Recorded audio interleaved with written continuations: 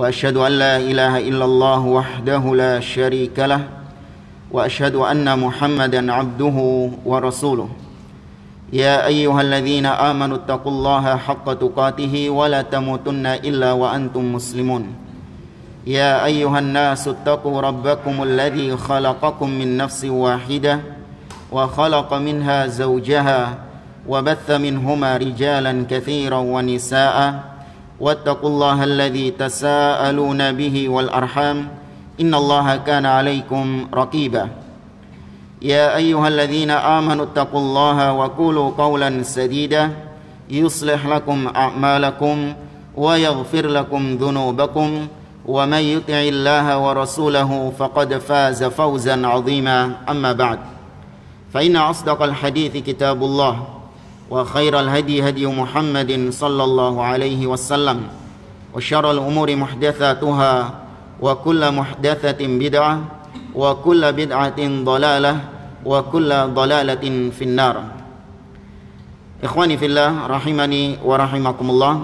Kita teruskan kembali kajian kitab Usul fit Tafsir atau kaidah-kaidah dalam menafsirkan Al-Qur'an, atau bisa juga disebut dengan ulumul Qur'an, yaitu ilmu-ilmu yang berkaitan dengan Al-Qur'anul Karim, yang dikarang oleh Fadilatul Syekh Muhammad bin Shalih Al-Utsaimin rahimahullahu ta'ala.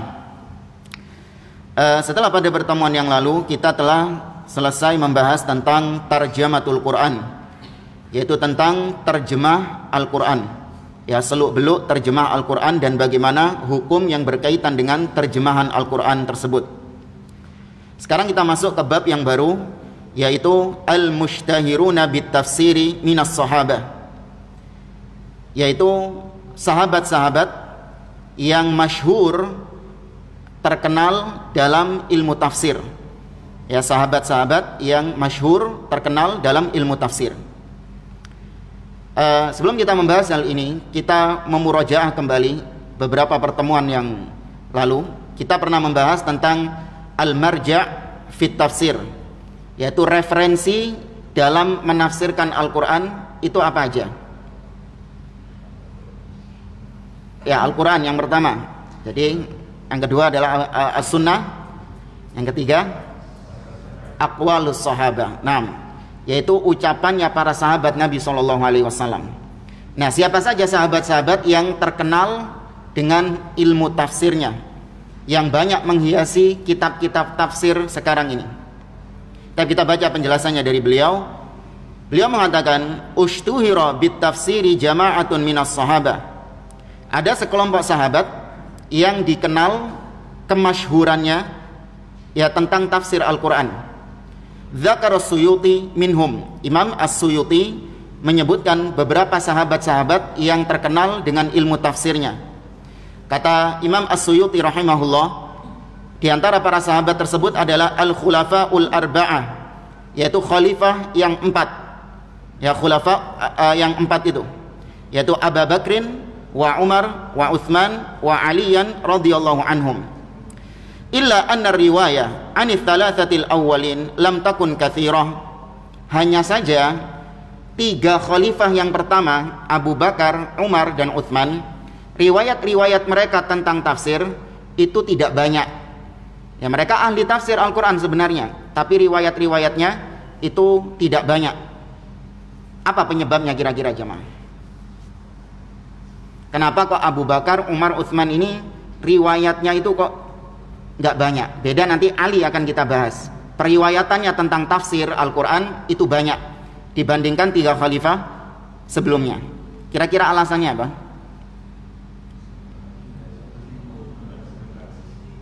Gimana? Para sahabat masih? Oh iya, penafsirannya masih satu. Ya, masih masuk dalam alasan yang ditulis oleh Syekh Utsaimin tadi. Ada 2 alasan di sini. Alasan yang lain? Gimana? Tinggal satu rumah dengan Nabi. Oh, Ali bin Abi Thalib tinggal satu rumah dengan Nabi.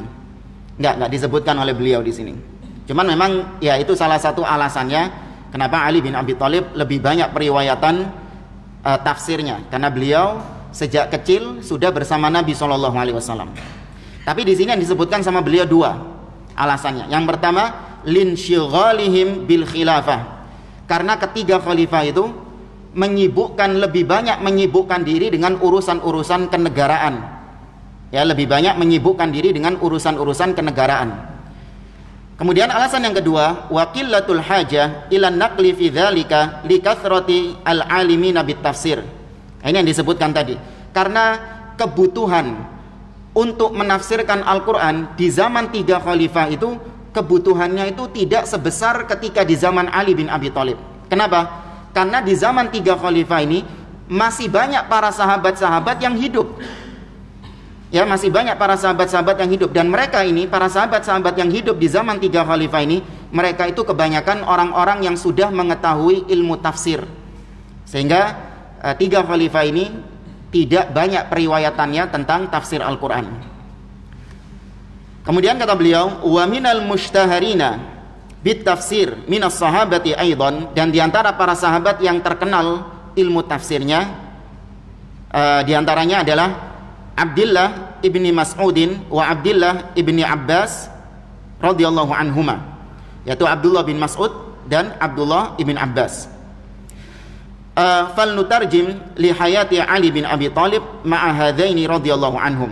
Maka marilah kita menyimak bersama biografi singkat tentang tiga orang ini, yaitu Ali bin Abi Thalib, Abdullah bin Mas'ud, dan Abdullah bin Abbas radhiyallahu anhum ajma'in. Nah, ini di sini beliau menyebutkan profil ringkas tentang tiga orang tersebut.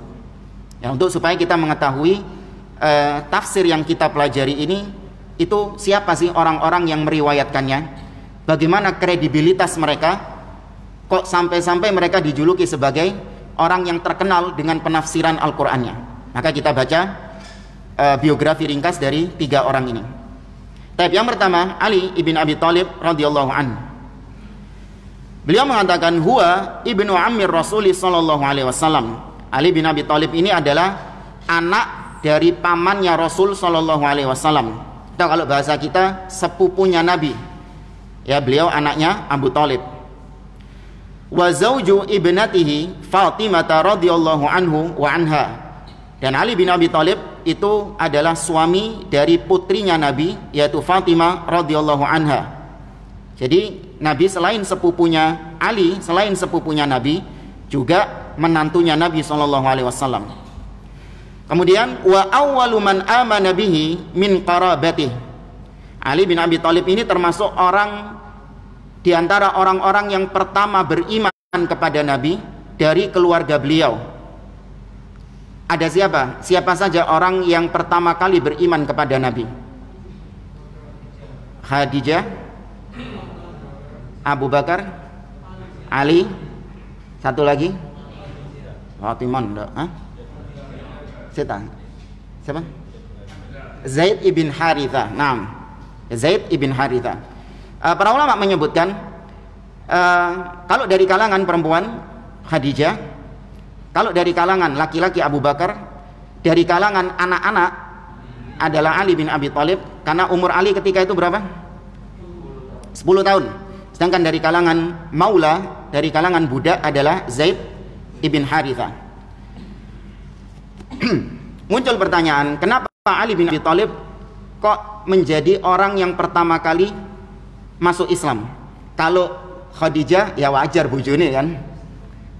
Ya, kemudian Zaid ibn Haritha juga wajar karena beliau adalah budak yang dimerdekakan. Bahkan dulu sebelum dilarang, Zaid ibn Haritha ini namanya siapa? Zaid ibn Muhammad. Ya, sebelum dilarang. Setelah itu dilarang, nggak boleh lagi, beliau bernasab kepada ayahnya, yaitu Zaid ibn Haritha. Nah, Ali bin Abi Thalib ini kenapa kok bisa tahu-tahu masuk Islam? Naam, tadi diasuh oleh Nabi SAW. Jadi Abu Thalib ini dulu punya anak yang banyak. Nah, salah satu anaknya itu dititipkan kepada Nabi SAW, yaitu Ali bin Abi Thalib. Sehingga Ali itu sudah tinggal di rumah Nabi sejak kecil. Nah, bagaimana dengan Waraqah bin Naufal? Siapa Waraqah bin Naufal? Gimana ceritanya Waraqah bin Naufal ini? Nabi ketika mendapatkan wahyu yang mana itu? Iqra bismi rabbikal ladzi khalaq. Terus ke rumah kan, zammiluni itu, ya kan kisahnya. Kemudian setelah itu sama Khadijah dibawa ke Waraqah bin Naufal. Waraqah bin Naufal membenarkan nggak apa yang diucapkan Nabi? Berarti dia beriman kan? Tapi kenapa nggak disebut sebagai orang yang pertama kali beriman?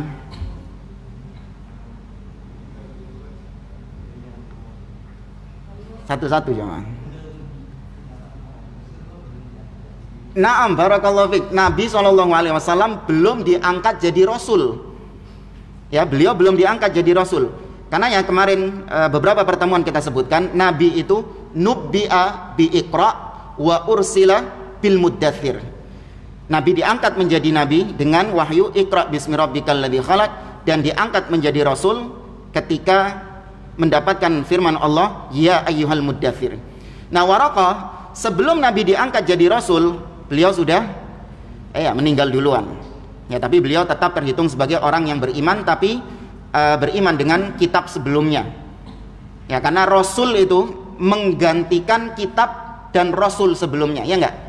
Beda sama Nabi. Nabi meneruskan dakwah Rasul sebelumnya.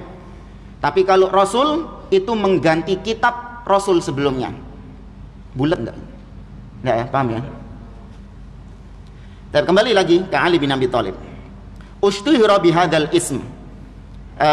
Ali bin Abi Thalib itu lebih dikenal dengan namanya Ali.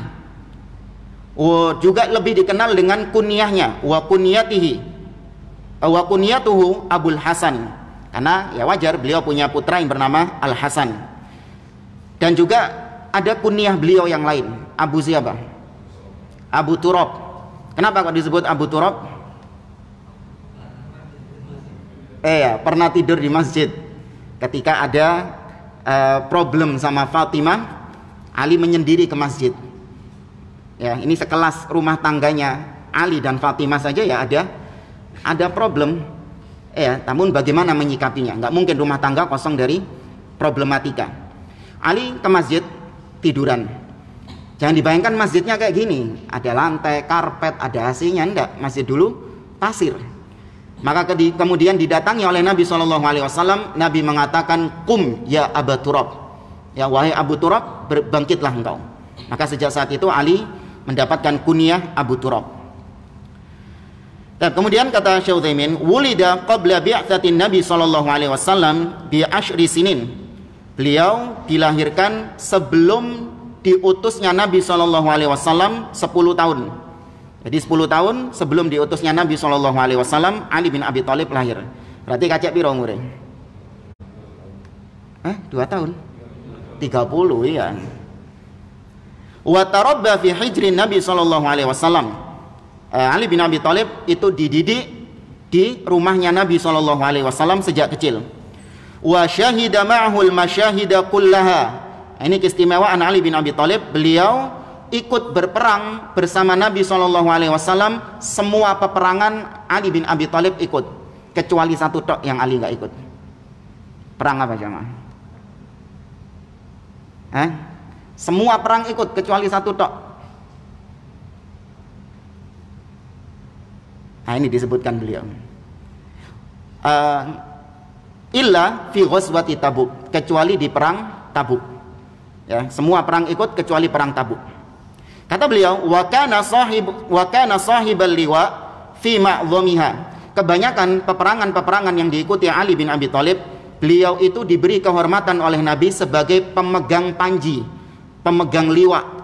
Ya, bahkan ketika Nabi mau menyerang Khaybar, Nabi SAW mengatakan, la u'tiyanna ar-raya ghadan rajulan yuhibbullaha wa rasulah, yuhibbuhullahu wa rasuluh wa yuhibbullaha wa rasulah. Besok aku akan berikan panji ini kepada seseorang yang dia mencintai Allah dan Rasulnya, dan Allah dan Rasulnya juga mencintai dia. Para sahabat pengen untuk mendapatkan kehormatan tersebut. Namun keesokan harinya Nabi SAW justru mencari Ali bin Abi Thalib. Ya, ternyata Ali nggak ada, lagi ngapain? Sakit mata.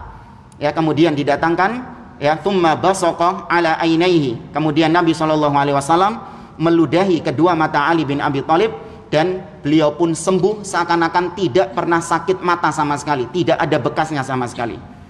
Ya, ini kekhususan Nabi. Ya, don't try this at home. Ya, jangan ditiru di rumah. Ya, tambah picek matanya. Walam yatakhallaf illa fi ghazwati Tabuk. Ali tidak pernah absen dari perang kecuali di perang Tabuk. Kenapa kok Ali absen di perang Tabuk? Khallafahu Nabi sallallahu alaihi wasallam fi ahli. Memang Nabi yang memerintahkan.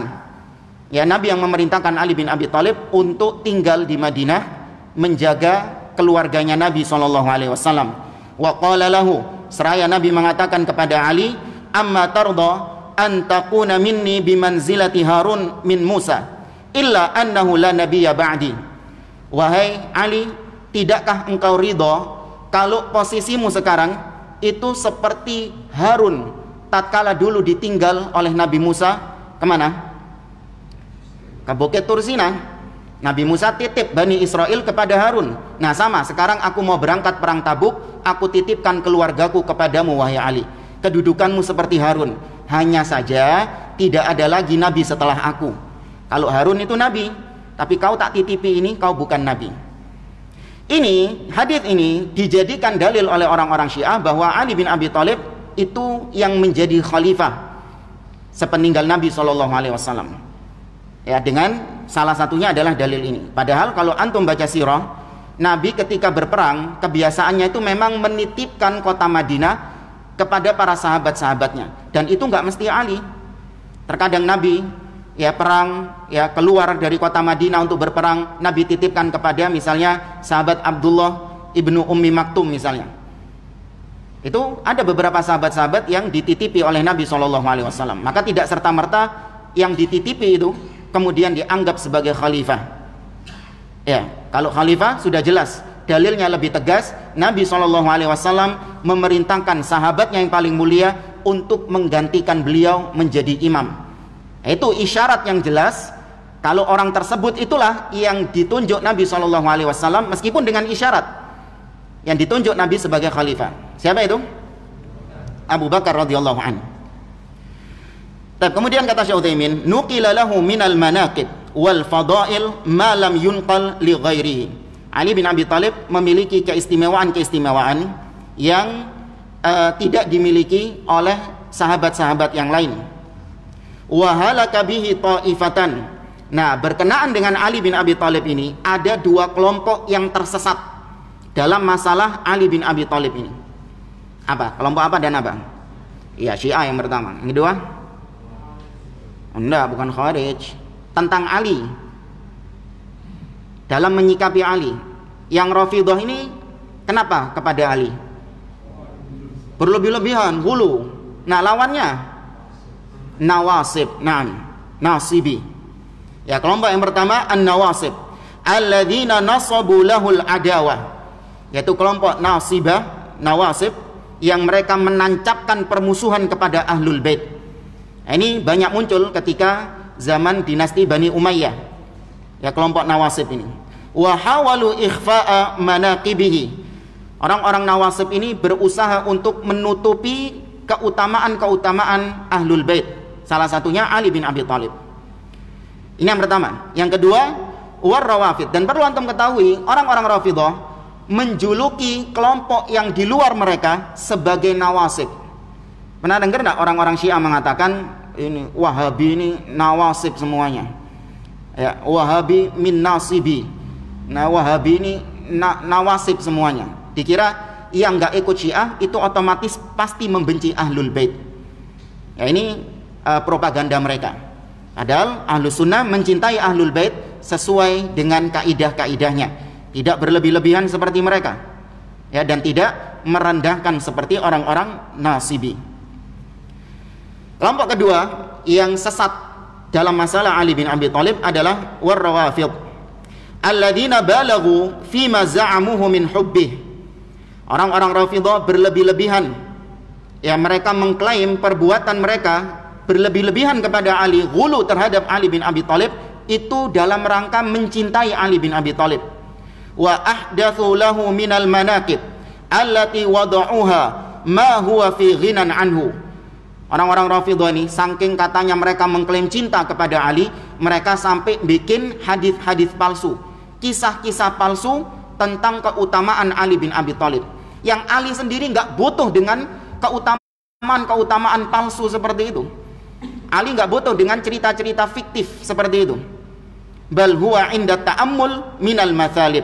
Bahkan kisah-kisah palsu tentang Ali bin Abi Thalib yang dikarang-karang oleh orang-orang Syiah, seakan-akan itu menunjukkan kecintaan mereka kepada Ali, seakan-akan menunjukkan kehebatan Ali. Padahal kalau direnungi, justru itu adalah pelecehan, aib kepada Ali bin Abi Thalib. Contoh misalnya, orang-orang Syiah meriwayatkan kisah bahwa Ali bin Abi Thalib itu pernah sholat 1000 rakaat bainal maghrib wal isya. Ya, sholat 1000 rakaat antara maghrib dengan isya. Orang kalau ngeliat baca sang ini, istimewa ya Ali bin Abi Thalib gitu. Sholat 1000 rakaat. Tapi coba renungkan, maghrib dan isya ini waktunya berapa jemaah? 1 jam. Kalau di Arab sana mungkin 2 jam lah. Antara maghrib dan isya ini mungkin 1,5 jam ya, sampai 2, ya, anggaplah 2 jam. 1000 rakaat, melaksanakan sholat 1000 rakaat dalam waktu 2 jam. Kira-kira 1 rakaat itu berapa menit? 2 jam itu berapa menit jemaah? 120 menit. Jadi satu rakaat itu nggak sampai 1 menit kan? Ini berarti sholatnya gimana ini? Kayak matok ayam. Justru ini aib bagi Ali bin Abi Thalib. Nabi dahulu pernah melihat ada seorang yang sholat dengan cepat-cepat seperti itu. Disuruh apa sama Nabi? Disuruh ngulang. Ya, maka hati-hati, jangan tertipu dengan kisah-kisah seperti itu. Kemudian misalnya Ali bin Abi Thalib diriwayatkan sebuah firman Allah dalam surah Al-Maidah, "Innama waliyukumullahu wa rasuluhu walladzina amanu alladzina yuqimuna sholata wa yu'tuna zakata wa hum raki'un." Sesungguhnya wali-wali kalian adalah Allah, penolong-penolong kalian itu adalah Allah, Rasulnya, dan orang-orang mukmin yang mereka melaksanakan salat, ya, yuqimuna shalah, dan mereka menunaikan zakat dalam keadaan mereka rukuk wa hum raki'un. Ayat ini turun katanya Ali bin Abi Thalib itu pas lagi sholat. Kemudian ketika rukuk ada pengemis minta-minta. Kemudian Ali melepaskan cincinnya, dikasihkan sama pengemis itu tadi. Dalam keadaan rukuk itu tadi. Nah, ini antum mengira mungkin hebat ya Ali ya. Sholat saja masih bersedekah. Padahal boleh nggak kayak gitu? Nggak bisa. Itu justru menjadi aib bagi Ali bin Abi Thalib. Nah, maka cukup sudah riwayat-riwayat yang sahih tentang Ali bin Abi Thalib, nggak perlu kisah-kisah dusta karangan-karangan Syiah untuk menunjukkan Ali bin Abi Thalib ini hebat, nggak perlu. Ya, cukup sudah apa yang diriwayatkan oleh para ulama-ulama Ahlus Sunnah. Tapi kita lanjut lagi. Ushtuhira radhiyallahu anhu bisyaja'ah wadz-zaka ma'al ilmi waz-zaka hatta kana amirul mu'minin Umar ibnul Khattab radhiyallahu anhu yata'awwadhu min mu'dalatin laisa laha Abu Hasan. Ali bin Abi Thalib ini dikenal dengan keberaniannya. Bahkan beliau, Ali bin Abi Thalib, yang tadi kita sebutkan, selalu ikut perang kecuali perang Tabuk. Hampir di setiap perang Ali bin Abi Thalib itu melakukan mubarazah. Apa mubarazah? Duel, iya. Duel, dan mesti menang. Ya, Ali bin Abi Thalib mesti menang. Nah, oleh orang-orang Rafidhah, Ali bin Abi Thalib ini digambarkan menjadi orang yang pengecut. Dari mana mereka melabeli Ali sebagai orang yang pengecut? Antum tahu dahulu ketika Abu Bakar menjadi khalifah, dibaiat menjadi khalifah, menurut orang-orang Rafidhah harusnya Ali menjadi khalifah kan? Karena Ali itu sudah diangkat, dilantik oleh Nabi ketika peristiwa apa? Menurut mereka Ghadir Khum. Nah, ini panjang lagi, gak usah diceritakan. Ya, peristiwa Ghadir Khum. Man kuntu maula fa aliyun maula. Barang siapa yang menjadikan aku, kata mereka, sebagai pemimpinnya, maka Ali pemimpinnya. Seharusnya ketika Abu Bakar naik menjadi khalifah, kalau memang benar Ali ini sudah dilantik menjadi pemimpin, Ali harusnya protes nggak? Protes, Nabi sudah ngangkat aku jadi khalifah, kok yang diangkat adalah Abu Bakar As-Siddiq. Harusnya Ali bin Abi Thalib mengatakan demikian kepada para sahabat-sahabat yang membaiat Abu Bakar itu. Tapi ternyata Ali diem. Ya, apa jawaban orang-orang Syiah? Iya, Ali bin Abi Thalib meredam fitnah. Ali lebih memilih diam. Kok bisa Ali diam dari kebenaran? Ya, kalau memang itu benar, kok bisa Ali diam? Takut katanya. Kemudian putrinya Ali bin Abi Thalib, Ummu Kulthum, dinikahi oleh siapa? Umar ibnul Khattab. Kenapa kok bisa sampai terjadi pernikahan seperti itu? Kata mereka, iya, Ali itu diancam sama Umar ibnul Khattab. Loh, kok gak dilawan? Ya kan Ali pemberani. Kok bisa sampai rela dia menikahkan putrinya dengan seorang yang kata orang Syiah ini kafir, yaitu Umar ibnul Khattab. Ya, dan masih banyak lagi kedustaan-kedustaan orang Syiah yang menunjukkan Ali itu bukan pemberani, tapi justru pengecut. Kalau dari perspektif mereka. Tapi kalau dari Ahlussunnah wal Jamaah, Ali adalah seorang yang pemberani. Kemudian Ali dikenal dengan kecerdasannya, dikenal dengan keilmuannya dan kesucian hatinya. Sampai-sampai Khalifah Amirul Mukminin Umar ibnul Khattab radhiyallahu anhu itu kalau lagi membahas tentang masalah-masalah yang pelik, masalah-masalah yang penting, Umar ibnul Khattab senantiasa mengikut sertakan Ali bin Abi Thalib. Ya, Umar senantiasa mengikut sertakan Ali bin Abi Thalib. Wa min amtsilatin nahwiyin qadiyatun wala aba hasanin laha. Bahkan terkenal istilah-istilah para ulama. Ada sebuah istilah yang mereka sebut qadiyah wala aba hasan laha. Ini adalah masalah perkara yang Ali bin Abi Thalib tidak ikut dalam permasalahan itu. Ya, Ali bin Abi Thalib tidak ikut dalam permasalahan tersebut. Sampai muncul istilah seperti itu. Saking seringnya Ali bin Abi Thalib itu diajak oleh Umar ibn Khattab untuk membahas satu masalah. Berarti hubungan mereka ini nggak ada apa-apa. Saking sama orang-orang Syiah digambarkan hubungannya sahabat sama Ali bin Abi Thalib ini renggang. Ya, padahal nggak ada apa-apa, harmonis hubungan mereka. Dan kemudian waruya an Ali annahu kana yaqul, dan diriwayatkan tentang Ali bin Abi Thalib pernah mengatakan, saluni wasaluni an kitabillahi ta'ala. Bertanyalah kepadaku, bertanyalah kalian kepadaku tentang kitabullah, tentang Al-Quran. Fa wallahi ma min ayatin illa wa ana a'lamu anazalat bilailin aw naharin. Kata Ali, demi Allah, tidak ada satupun ayat melainkan aku tahu apakah ayat itu turun di siang hari atau di malam hari. Ya, ini menunjukkan betapa Ali bin Abi Thalib itu memahami ayat-ayat Al-Quran. Dan ini bukan kesombongan, jamaah.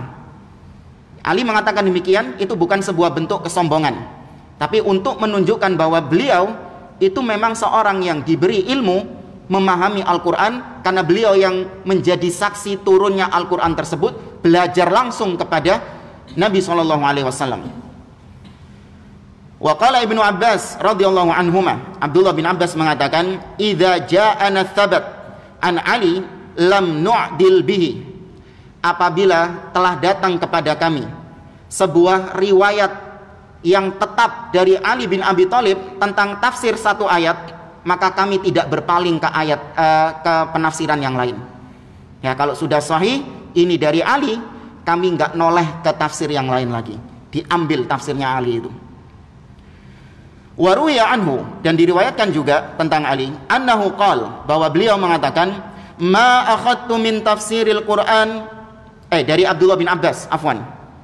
Abdullah bin Abbas mengatakan, ma akhadtu min tafsiril Quran fa an Ali bin Abi Thalib, tidaklah aku mengambil tafsir Al-Quran melainkan itu dari Ali bin Abi Thalib. Kana ahada ahli syura alladzina rasyahahum Umar radhiyallahu anhu li ta'yinil khalifah. Di antara keistimewaan Ali yang lain adalah beliau termasuk di antara orang-orang yang menjadi ahlu syura tatkala Umar dalam keadaan terluka setelah ditusuk sama Abu Lu'lu'ah Al-Majusi, Umar ibn Khattab menunjuk ya 6 orang sahabat yang dijadikan sebagai ahlu syura. Salah satunya adalah Ali bin Abi Thalib. Ya, nah ini menunjukkan hubungan mereka nggak ada apa-apa. Bahkan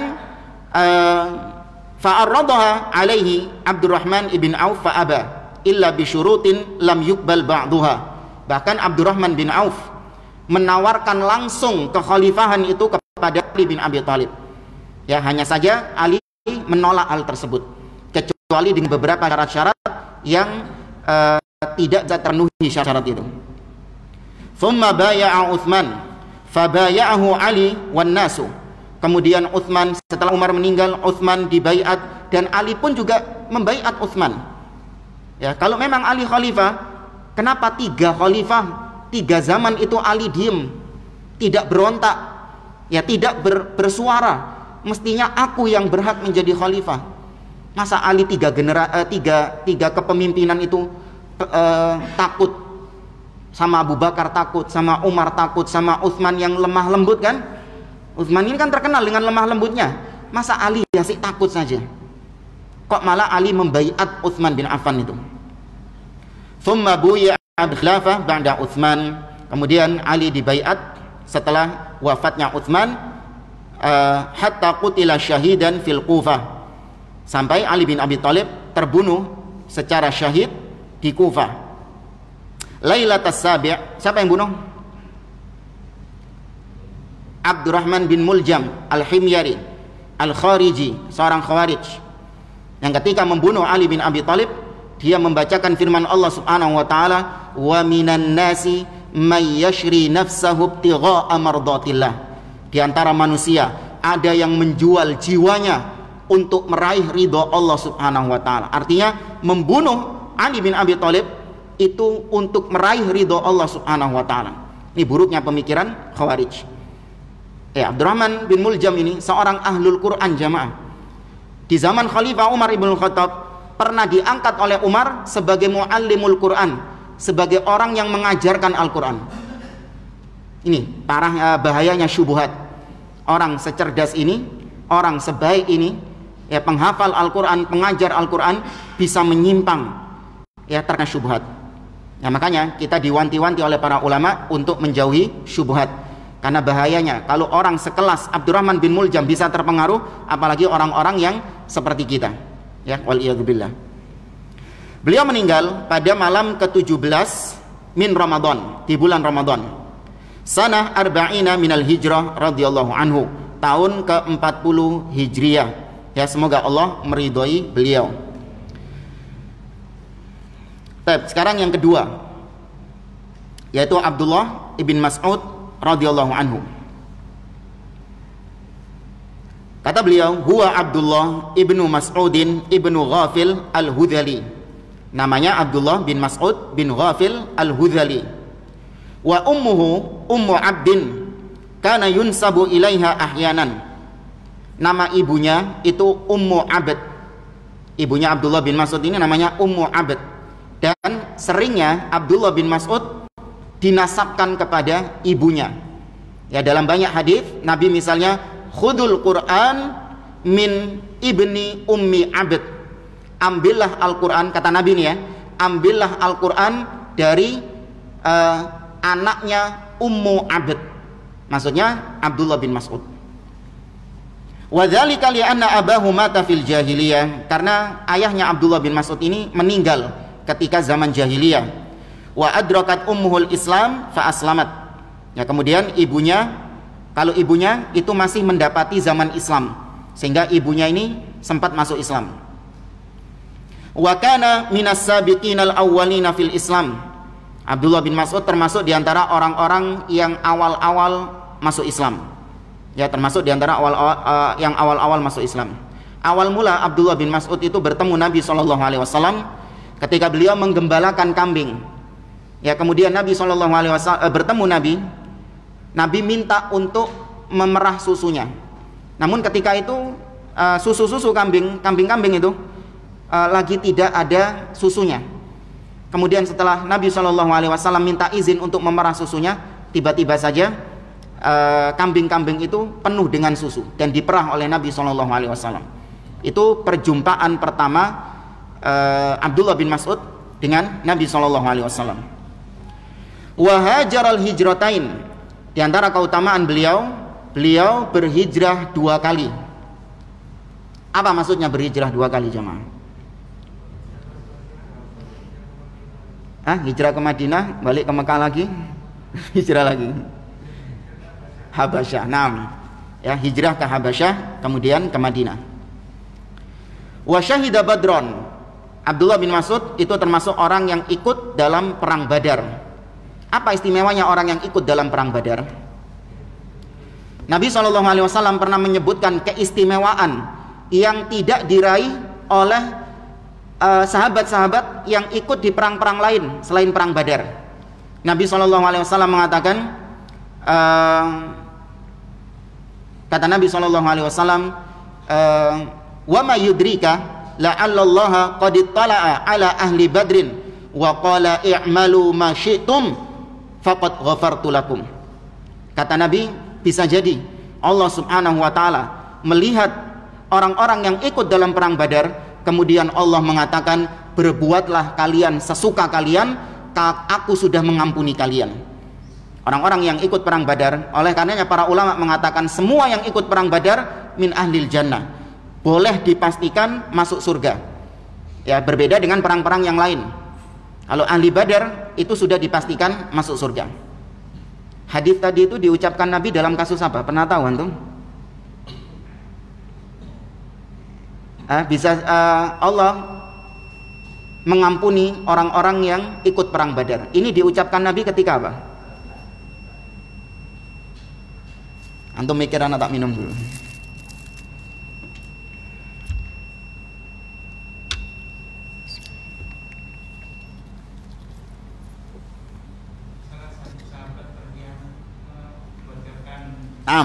Ya benar, barakallahu fiik. Salah seorang sahabat Nabi yang membocorkan rencana Nabi SAW yang akan menyerang kota Mekah. Siapa nama sahabat ini? Hatib bin Abi Balta'ah. Ya, ketahuan akhirnya sama sahabat-sahabat wis gregetan ini, dikira ini adalah seorang munafik. Umar kalau nggak salah izin kepada Nabi, ya Rasulullah, da'ni adribu unuqahu, wahai Rasulullah, biarkan aku memenggal leher orang ini. Nah, barulah Nabi mengatakan, innahu qad syahida badron, sesungguhnya Hatib bin Abi Balta'ah ini dia ikut perang Badar, wahai Umar. Wa ma yudrik, dan apakah engkau tahu, la'allallah qad ittala'a ala ahli Badar, Allah Subhanahu wa taala melihat kepada orang-orang yang ikut perang Badar. Kemudian Allah mengatakan, i'malu ma syi'tum faqad ghafartu lakum, berbuatlah kalian sesuka kalian, aku sudah mengampuni kalian. Coba kalau kita yang dibilang kayak gitu ya, merdeka gitu ya. Ini sahabat para penduduk Badar, orang-orang yang ikut perang Badar, meskipun mereka tahu divonis surga, dan sahabat-sahabat lain yang divonis surga, berubah nggak keadaan mereka? Enggak, malah tambah kencang ibadahnya kok. Ya, berarti apa yang Allah vonis itu benar. Allah memvonis Abu Lahab di neraka 10 tahun sebelum wafatnya Abu Lahab. Ya, 10 tahun sebelum wafatnya Abu Lahab sudah divonis tabbat yada Abi Lahabi wa tab. Dan benar ternyata 10 tahun itu Abu Lahab tidak masuk Islam, tidak beriman, bahkan pura-pura beriman saja enggak. Bahlul seharusnya kalau memang dia itu ingin mematahkan Al-Quran, ingin membatalkan Al-Quran, caranya adalah dengan dia pura-pura masuk Islam. Batal itu firman Allah, tabbat yada Abi Lahabi wa tab, batal. Kalau itu batal, berarti Al-Qurannya batal, nabinya juga batal, menang deh. 10 tahun gak kepikiran kayak gitu. Bayangkan. Ya, maka semua sahabat yang divonis surga itu semakin giat beribadah, dan tidak ada di antara mereka yang murtad keluar dari Islam. Wa ma ba'daha minal masyahid, dan demikian juga beliau ikut dalam perang-perang yang lain. Abdullah bin Mas'ud ini talaqqa minan nabi sallallahu alaihi wasallam bid'an wa sab'ina suratan minal Qur'an. beliau itu bertalaki langsung. Bertalaki ini artinya mendengar langsung bacaan Al-Quran dari Nabi SAW 70 surat. Abdullah bin Mas'ud ini mendengar langsung bacaan Quran dari Nabi 70 surat. Loh, kalau sahabat-sahabat yang lain, sisa suratnya bagaimana? Sisa suratnya dia mendengar dari para sahabat-sahabat yang lain yang mendengar Nabi baca surat itu. Ya, sahabat yang lain kayak gitu. Maka nggak semua sahabat Nabi itu mendengarkan 114 surat dari Nabi, nggak mesti. Ya, hanya beberapa surat yang dengar dari Nabi. Yang lain, surat yang lain mereka dengarkan dari sahabat yang lain yang mendengarkan langsung dari Nabi SAW. Tapi kalau Abdullah bin Mas'ud 70 surat beliau dengarkan langsung dari Nabi SAW. Antum bisa bayangkan jamaah, antum ketika sholat di Masjidil Haram dengar ngajinya Syekh Sudes, mewek antum, nangis. Ini masih Syekh Sudes ini sean. Padahal gak ada artinya mana. Lapo nangis. Enak suaranya, syahdu, merdu. Padahal gak tahu maknanya. Nah, ini gimana antum mendengar langsung bacaan Quran dari Nabi SAW? Ya, sebuah nikmat yang luar biasa dari Abdullah bin Mas'ud radhiyallahu anhu. Dan diantara keistimewaan beliau yang lain, beliau ini juga tadi sudah dipastikan